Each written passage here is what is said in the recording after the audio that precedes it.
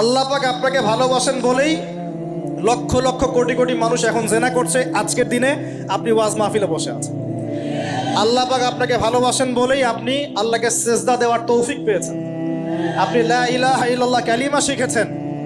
আপনি এই যে কোরআন পড়তে শিখেছেন, কোরআন পড়ছেন, হাদিস পড়ছেন, নবীর দ্বীনের প্রতি মহব্বত আছে। আল্লাহ আপনাকে ভালোবাসেন বলেই হচ্ছে। কখন বুঝবেন আল্লাহ আপনাকে ভালোবাসে? যখন আল্লাহ পাকের অনুমোদিত কাজগুলো আপনার ভালো লাগবে। নামাজ পড়তে ভালো লাগছে, রোজা রাখতে ভালো লাগছে, কোরআন তেলাওয়াত করতে ভালো লাগছে, আল্লাহর জিকির করতে ভালো লাগছে, আলেম ওলামার সাথে থাকতে ভালো লাগছে। ঠিক আছে, আল্লাহর হালাল কাজগুলো যখন ভালো লাগবে বেশি বেশি, বুঝবেন আল্লাহ আপনাকে নির্ঘাত মহব্বত করেন। আর যখন আল্লাহ পাকের নিষেধগুলো, হারাম, মদ আমার ভালো লাগে না, জেনা ভালো লাগে না, আমার খারাপ জিনিস দেখতে ভালো লাগে না, খারাপ শুনতে ভালো লাগে না, বুঝবেন আল্লাহ আপনাকে ভালোবাসেন। আর যখন দেখবেন খারাপের পিছনে আপনার ঝোঁক বেশি, দুর্নীতি করতে ভালো লাগে, সুদ খাইতে ভালো লাগে, ঘুষ খাইতে ভালো লাগে, কাউকে ঠকাইলে মনে হয় আমি স্মার্ট হয়ে গেলাম, হ্যাঁ, মানুষের টাকা আত্মসাৎ করতে ভালো লাগে, নামাজ না পড়ে ঘুম দিতে ভালো লাগে, ঠিক আছে, রমজান মাসে বিড়ি টানতে ভালো লাগে, ঠিক আছে, মেয়ের সাথে যে টাঙ্কি মারতে ভালো লাগে, তখন বুঝবেন যে আল্লাহ আপনাকে এখনো ভালোবাসেন বা আপনি আল্লাহর ভালোবাসা পাওয়ার যোগ্যতা হারিয়ে ফেলেছেন। আল্লাহ পাক আমাদেরকে বোঝার তৌফিক দান করুন। এখন আসি, আল্লাহ পাক এবং তার রাসূল আমাদেরকে এমন কি কি কাজ বলেছেন যেই কাজগুলো করলে আমরা সরাসরি আল্লাহর ভালোবাসা পাবো ইনশাআল্লাহ। জানার দরকার আছে কি নাই? আমি অল্প কয়েকটা কাজ বলে শেষ করছি। এক নাম্বার, আল্লাহ এবং তার রাসূল আমাদেরকে জানিয়েছেন আমরা যদি তাওহীদের উপর থাকতে পারি, একত্ববাদ, লা ইলাহা ইল্লাল্লাহ, আল্লাহর ভালোবাসা পাবো ইনশাআল্লাহ। যে ব্যক্তি শিরকের পাপে লিপ্ত আছে সে আল্লাহর ভালোবাসা পাবে না যতক্ষণ না সে তওবা করে ফিরে আসছে। অতএব আল্লাহর ভালোবাসা পাওয়ার জন্য এক নম্বর কাজ কি ভাই? আল্লাহর তাওহীদের কালিমা লা ইলাহা ইল্লাল্লাহ এর উপর থাকা, শিরক বাদ দেওয়া। শিরক সম্পর্কে জানার জন্য একটা বই পড়েন, কিতাবুত তাওহীদ। কি নাম বললাম? কিতাবুত তাওহীদ। একটাই পড়েন, দেখবেন ইনশাআল্লাহ শিরক কাকে বলে, কত প্রকার, কি কোন কোন কাজ করলে শিরক হয় সব জানতে পারবেন ইনশাআল্লাহ। এই বইটা একটু কঠিন, এই বইটার ব্যাখ্যা বের হয়েছে, ব্যাখ্যা যুক্ত বই কিনবেন এবং যেগুলো বুঝবেন না ওলামায়ে কেরামকে জিজ্ঞাসা করবেন, কারণ সবগুলো কিন্তু বুঝতে পারবেন। এক নাম্বার। দুই, নবী সাল্লাল্লাহু আলাইহি ওয়াসাল্লামের অনুসরণ করলে আল্লাহ আমাদেরকে ভালোবাসবেন। দলিল, আল্লাহ পাক সূরা আলী ইমরানের মধ্যে বলছেন 31 নম্বর আয়াতে আল্লাহ বলছেন, কুল, হে নবী আপনি বলে দিন, ইন কুনতুম তুহিব্বুনাল্লাহ, তোমরা যদি, হে আদম সন্তান, হে উম্মতে মুহাম্মাদি, তোমরা যদি আল্লাহর ভালোবাসা পেতে চাও, ফাত্তাবিউনি, তোমরা আমাকে অনুসরণ করো। কাকে? আমাকে বলতে কাকে? রাসূলুল্লাহ সাল্লাল্লাহু আলাইহি ওয়াসাল্লামকে। তাহলে কি হবে? ইউহিব্বুকুমুল্লাহ, আল্লাহ পাকও তোমাদেরকে ভালোবাসবেন। বলে সুবহানাল্লাহ, আল্লাহ আমাকে ভালোবাসবেন ইনশাআল্লাহ। আর কি? ইয়াগফির লাকুম যুনুবাকুম, আল্লাহ পাক তোমাদের সমস্ত গুনাহ মাফ করে দিবেন। আল্লাহু গফুরুর রহিম, আল্লাহ পাক পরম করুণাময়, অসীম দয়ালু। তার মানে আল্লাহকে পাওয়ার, আল্লাহর ভালোবাসা পাওয়ার দুই নাম্বার কি মাধ্যম? নবী সাল্লাল্লাহু আলাইহি ওয়াসাল্লামের সুন্নত অনুযায়ী জীবন করা। ভাই শুরু করব কোত্থেকে? শুরু করবেন চেহারা থেকে। কোত্থেকে? চেহারায় দাড়ি ছেড়ে দিব ইনশাআল্লাহ, রাজি আছি তো? গোফ ছোট করে ফেলবো ইনশাআল্লাহ, রাজি আছি তো ইনশাআল্লাহ? চেহারায় সেজদার দাগ থাকবে ইনশাআল্লাহ, তার মানে নামাজি হতে হবে, ঠিক আছে? পোশাক পরিচ্ছদ হবে রাসূলুল্লাহ সাল্লাল্লাহু আলাইহি ওয়াসাল্লামের মতো, ঢিলে ঢালা মুত্তাকিদের পোশাক।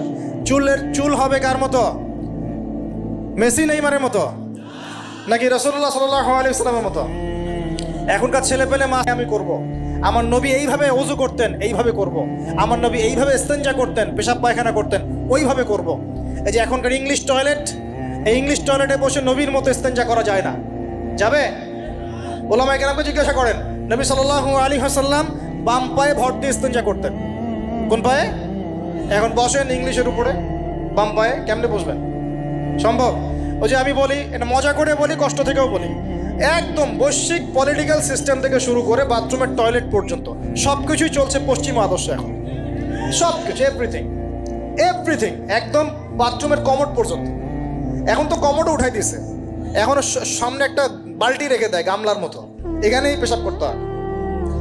দেখেন নাই মনে হয় আপনারা, দেখবেন অচিরেই এগুলো আসতেছে সামনে, দাঁড়ায় বসার কোনো সুযোগ নাই। আর সবগুলো মাপ সমান। আর কারো হাইট যদি 6 ফুট, কারো 5 ফুট হয়, তখন কি হবে? অ্যাডজাস্ট করতে হবে ধরে তখন, নাকি? যুবকরা বুঝতে পারছে, তখন কাউকে লম্বা হতে হবে, কাউকে খাটো হতে হবে, মাপ তো সমান। আর সবার মাপ যদি সমান না হয় এখন কি হবে? আল্লাহ পাক বোঝার তৌফিক দান। এগুলো শয়তানি না বলেন, শয়তানি না বলেন। বসে ইস্তেঞ্জা করতে হয় না, বসে ইস্তেঞ্জা না, এই পেশাবের ছিটা ফোটার কারণে কবরে আযাব হয় না। আপনারা হাদিসে জানেন না, নবীজি একটা কবরের পাশ দিয়ে যাচ্ছেন, তিনি থেমে গেলেন, থেমে গিয়ে বলছেন এই কবর দুটোতে আযাব হচ্ছে। কি হচ্ছে? কবরের আযাব। তিনি জানলেন কেমন করে? আল্লাহ পাক তাকে জানিয়েছেন, আল্লাহ পাক তাকে খবর দিয়েছেন এই কবর দুটো কি হচ্ছে? আযাব। নবীজি বলছেন এই কবর দুটোতে বড় কোনো পাপের কারণে আযাব হচ্ছে না। সাহাবীরা বলছেন তাহলে কি কারণে হচ্ছে ইয়া রাসূলুল্লাহ? তিনি বলছেন একজন পেশাব পায়খানা করে, পেশাব করে, স্পেশালি পেশাব করে এই ছিটা ফোটা থেকে সে সতর্ক থাকতো না। পেশাব করে ওই যে বলেন আমাদের ছেলেরা, প্যান্ট খারাপ ভাই, নামাজে যেতে পারবো না, নামাজে ডাকলে বলে ভাই প্যান্ট নষ্ট।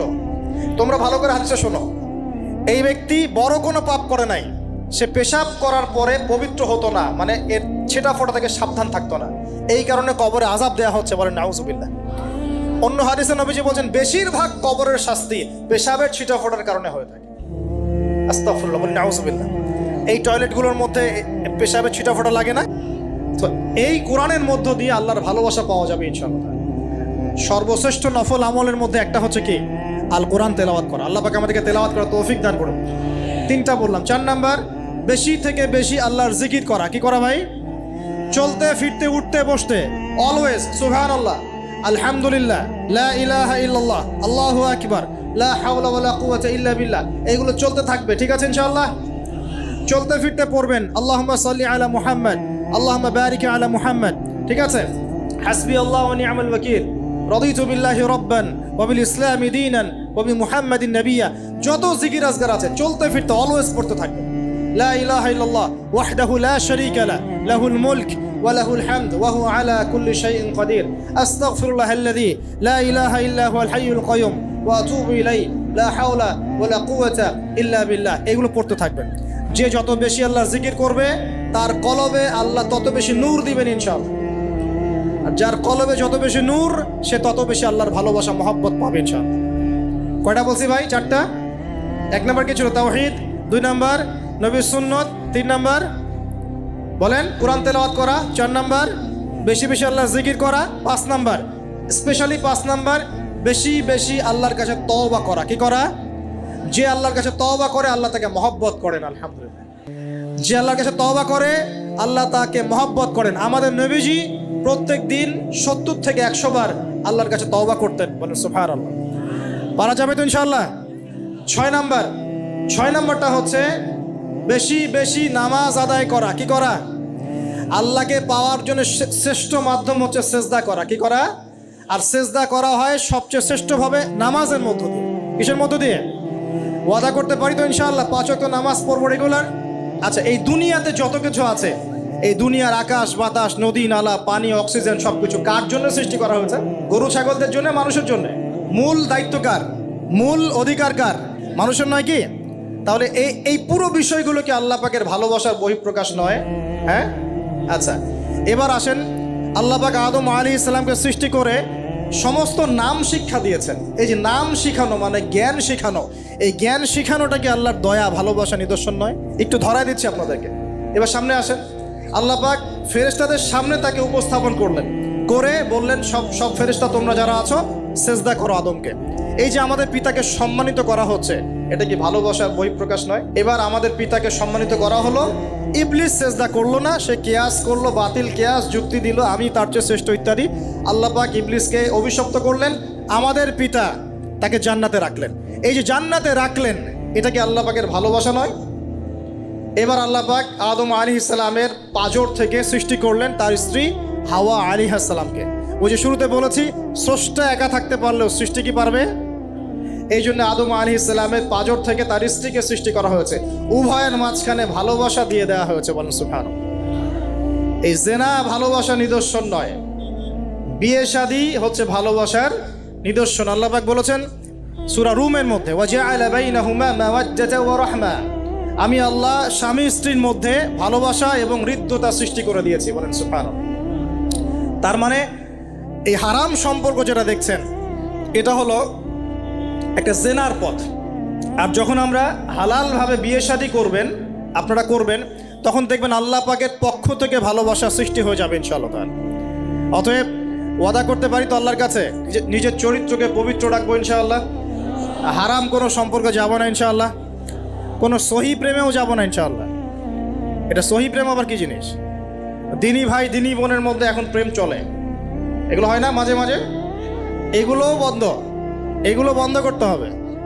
হালাল উপার্জনের সোর্স হয়ে গেলেই, হালাল উপার্জনের সোর্স হয়ে গেলেই দিনদার মেয়ে দেখে বিয়ে করে ফেলবেন ইনশাআল্লাহ তাআলা।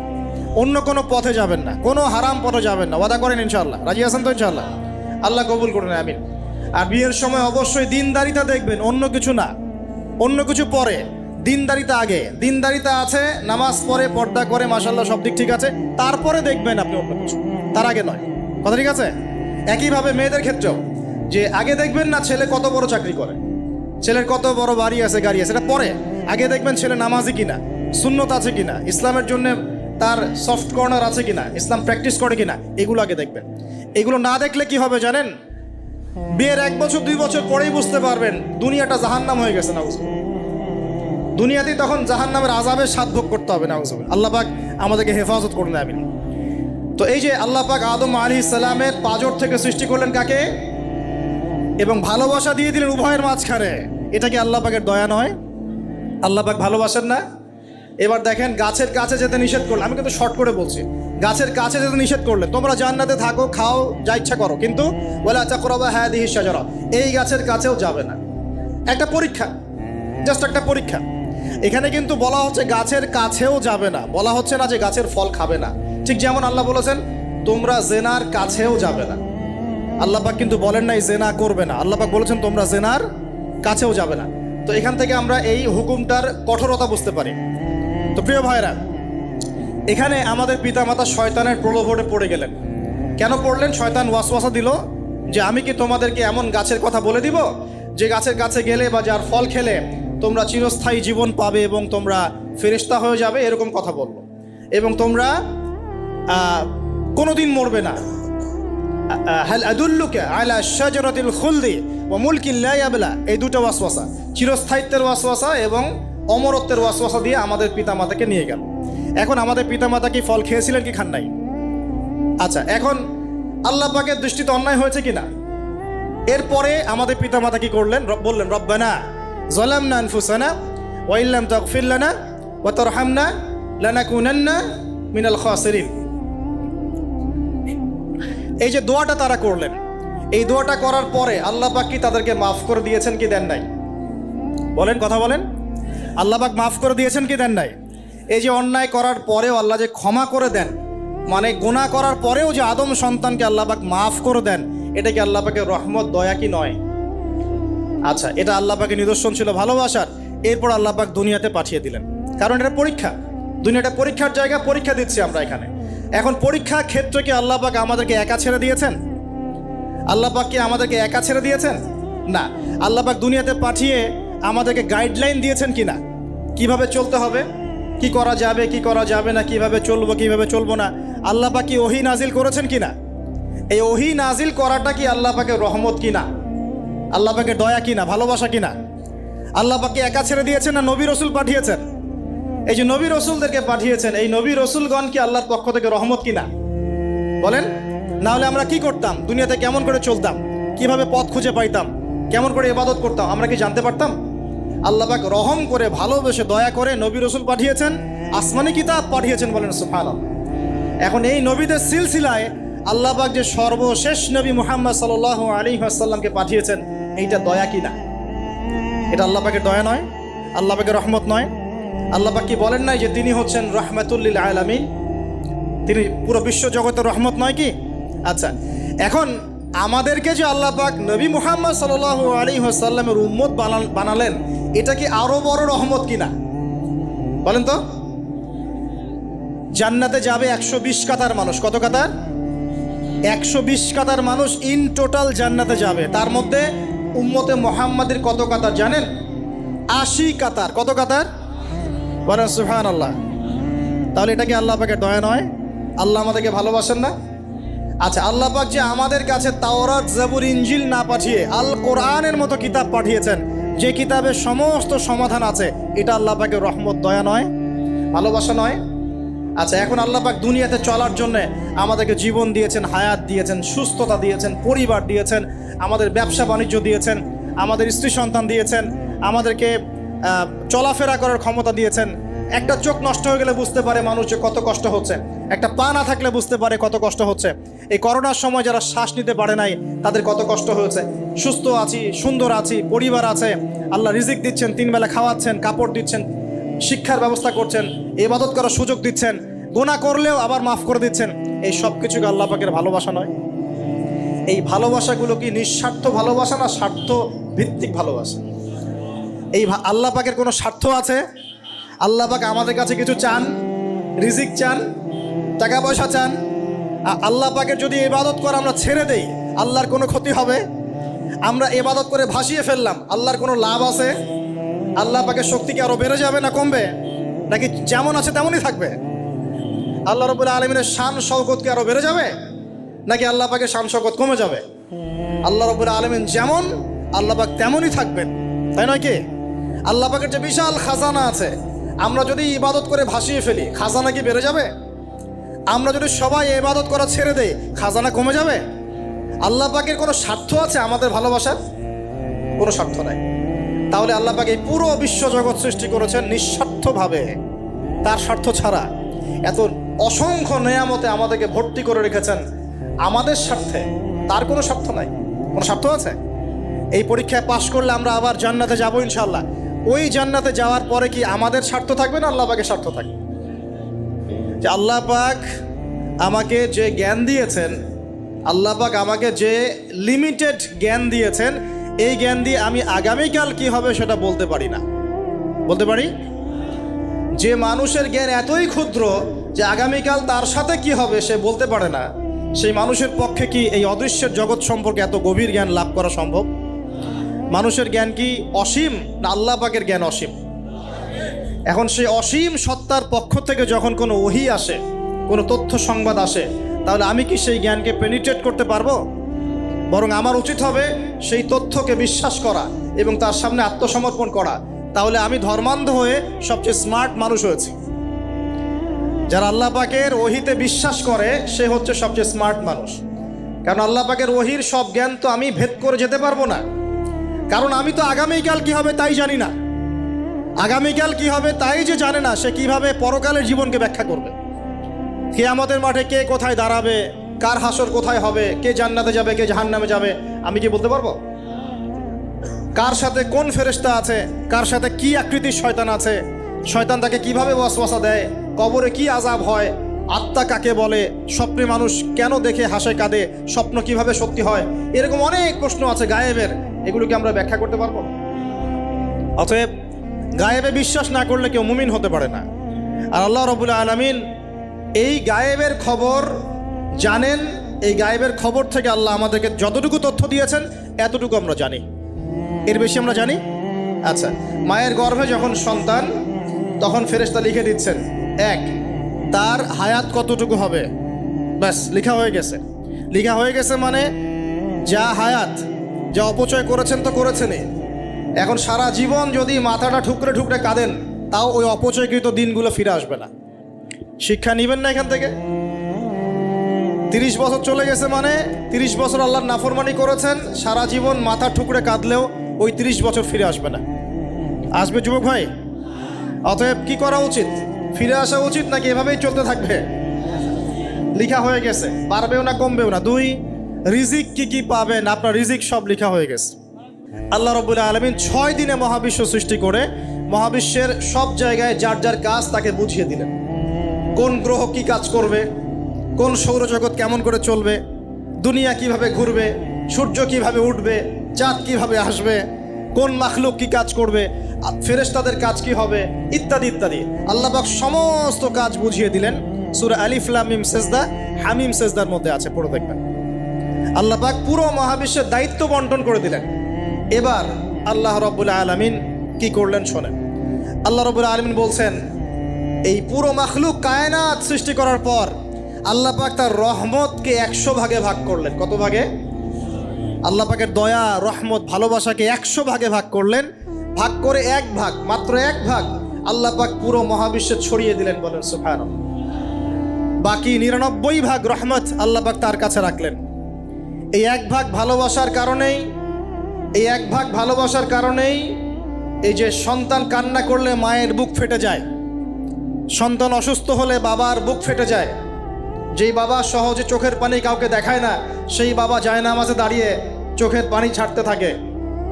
এই 1 ভাগ রহমতের কারণে আমরা দেখি যে রাস্তার কুকুর পর্যন্ত তার বাচ্চাকে চাটে, আদর করে, মহব্বত করে। এই 1 ভাগ রহমতের কারণে আমরা আমাদের স্ত্রীদেরকে মহব্বত করি, স্ত্রীকে সুখে রাখার জন্য জীবনটা পর্যন্ত বিলিয়ে দেয়। সকাল থেকে রাত পর্যন্ত কোনো ক্ষেত্রে হারাম পথে যেতেও দ্বিধা করি না, স্ত্রী সন্তান সুখে থাক এই আশায়, তাই না ভাই? এই 1 ভাগ রহমতের কারণে গাভী দেখবেন, গাভী তার বাচ্চাকে প্রসবের পর চাটে, গাটা চেটে পরিষ্কার করে দেয়। এই 1 ভাগ রহমতে পুরো কায়নাত টিকে আছে। আর নবী সাল্লাল্লাহু আলাইহি ওয়াসাল্লাম বলছেন বাকি 99% রহমত আল্লাহ পাক তার কাছে রেখেছেন। এই রহমত এবং ভালোবাসা দিয়ে আল্লাহ পাক কিয়ামতের মাঠে মানুষকে মাফ করবে ইনশাআল্লাহ। তার মানে বলেন আল্লাহু আকবার। তার মানে আমরা আশা করতে পারি ইনশাআল্লাহু তাআলা আমরা আল্লাহর জান্নাত পাবো ইনশাআল্লাহ।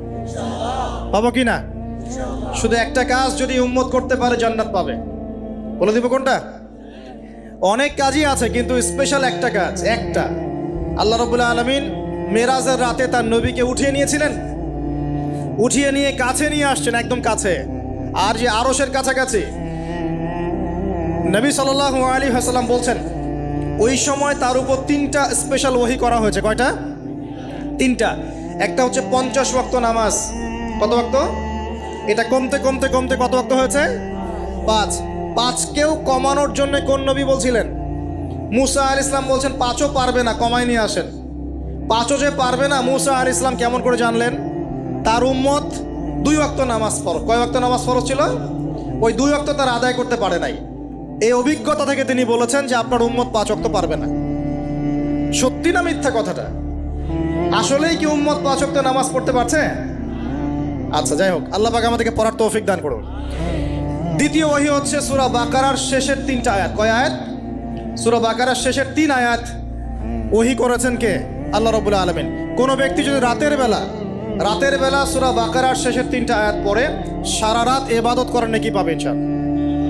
আর 3 নাম্বারটা হচ্ছে স্পেশাল, সেটা হচ্ছে আল্লাহ পাক বলেছেন, হে মুহাম্মদ সাল্লাল্লাহু আলাইহি ওয়াসাল্লাম, বলেন সাল্লাল্লাহু আলাইহি ওয়াসাল্লাম, তোমার উম্মতের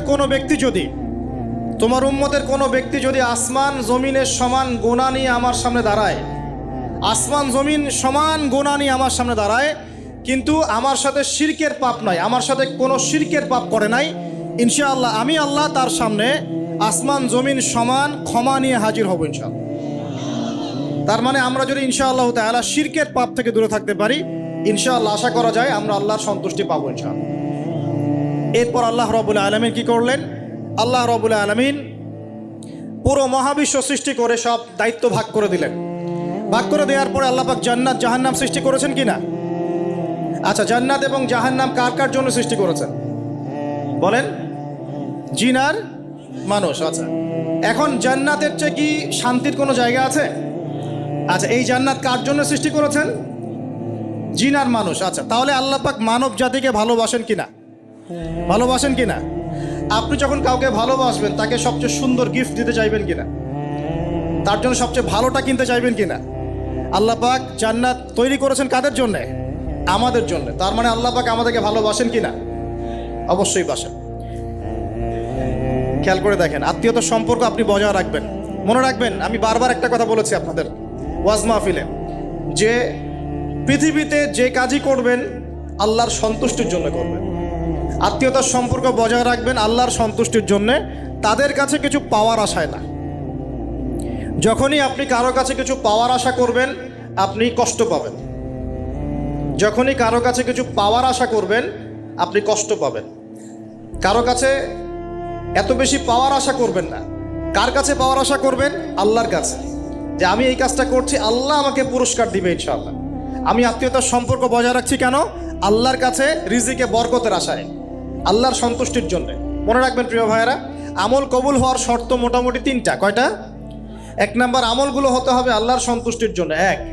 2 নাম্বার, আমলটা হতে হবে রাসূলুল্লাহ সাল্লাল্লাহু আলাইহি ওয়াসাল্লামের পদ্ধতিতে, অন্য কারো পদ্ধতিতে নয়। 3 নাম্বার, আমলটা করার জন্যে আপনার রিজিকটা হতে হবে হালাল। হারাম রিজিকের আমল আল্লাহর কাছে কবুল হয় না। আল্লাহ পাক আমাদের সবাইকে হালাল রিজিকের ব্যবস্থা করে দিন এবং রিজিকটাকে প্রশস্ত করুন, আমিন। তো রিজিক লেখা হয়ে গেছে 2। 3 নাম্বার লেখা হয়ে গেছে এ ব্যক্তি কি কি কাজ করবে দুনিয়ায়, এ ব্যক্তি দুনিয়ায় কি কি কাজ করবে সব লেখা হয়ে গেছে। এখন যদি একটা চোর বলে যে আল্লাহ পাক আমার তাকদিরে লিখেছিলেন যে আমি চুরি করব, তাই আমি চুরি করেছি। এখন যদি একজন ধর্ষক বলে আল্লাহ আমার তাকদিরে লিখেছিল যে আমি ধর্ষণ করব, তাই ধর্ষণ করেছি। এখন যদি যারা এই জনগণের কিছু সম্পদ আত্মসাৎ করে খেয়ে ফেলছে তারা যদি বলে আল্লাহ তাকদিরে লিখছিলেন জন্যই দুর্নীতি করেছি, তাহলে কথাটা কি হবে? গ্রহণযোগ্য হবে?